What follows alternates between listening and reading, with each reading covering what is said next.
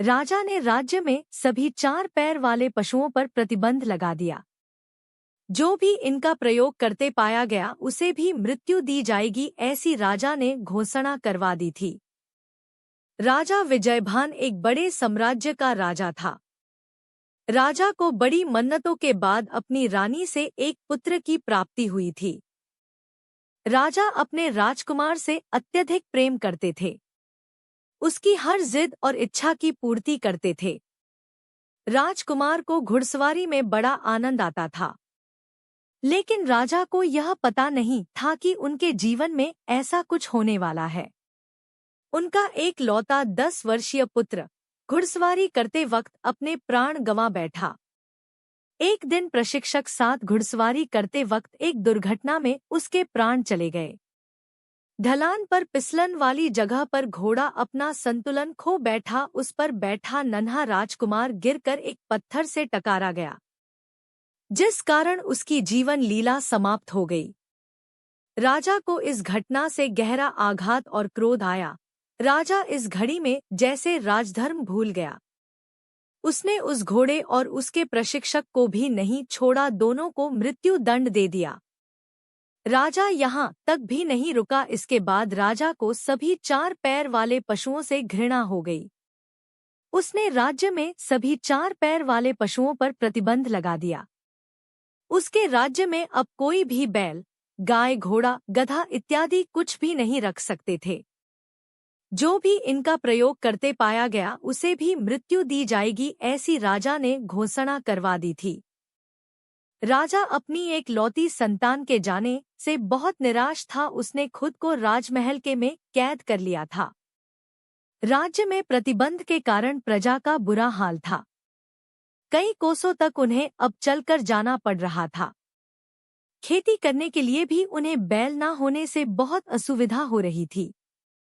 दूध दही का अभाव हो गया। बैलगाड़ी, घोड़ा और गधा गाड़ी की जगह मनुष्य गाड़ी का प्रयोग हो रहा था। पशुओं के न होने से कई की जीविका चली गई थी। आमदनी का साधन खत्म हो गया था। देखते ही देखते 9 माह बीत गए, लेकिन राजा उस संताप में था।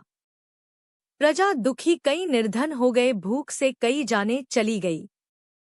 राज्य की प्रजा चिंता में ही डूबी रहती, उन्हें कोई रास्ता दिखाई ही नहीं दे रहा था। तभी एक साधु सन्यासी का उसी राज्य से गुजराना हुआ। राज्य में वो आए तो लोगों ने उनके आगे विनती की और उन्हें इस समस्या से निकालने का अनुरोध किया। उन्हें लोगों की पीड़ा दिखाई दी।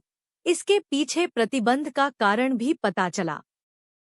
साधु ने राजा से मिलने का निर्णय किया। वो राजमहल गए और राजा से मिलने को कहा। राजा किसी से भेंट नहीं कर रहे थे, इसलिए राजा ने यह संदेश भिजवा दिया कि आप जाए। राजा अभी दुखी है। उस साधु ने कहा कि मैं उनके पुत्र के विषय में ही उनसे कुछ चर्चा करने आया हूँ। राजा यह सुनकर उनके सामने उपस्थित हुआ। राजा ने उन्हें प्रमाण कर कहा कि आप क्या बात करना चाहते हैं। उन्होंने कहा कि हे राजन, आपने गलत ही पशुओं पर प्रतिबंध लगा दिया। आपके पुत्र की मृत्यु का कुछ और कारण है।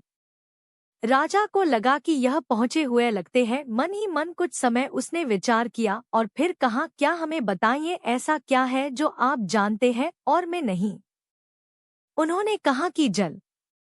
आप जल पर प्रतिबंध लगाइए, ना आप जल पीजिए, ना आपके राज्य में कोई जल का प्रयोग करेगा और ना ही वर्षा होगी, ऐसा प्रतिबंध लगाना सही है।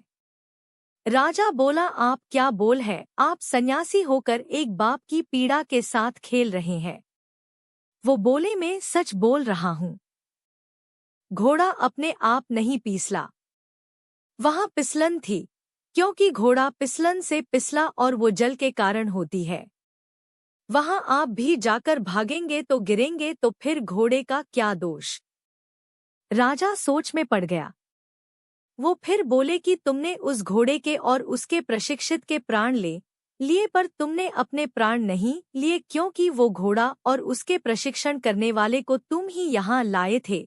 वो अपने आप यहाँ नहीं आए। तो बहुत गहरे में देखा जाए तो असली दोषी तो तुम हो। ना तुम उन्हें यहाँ लाते ना तुम्हारा पुत्र प्राण गंवाता।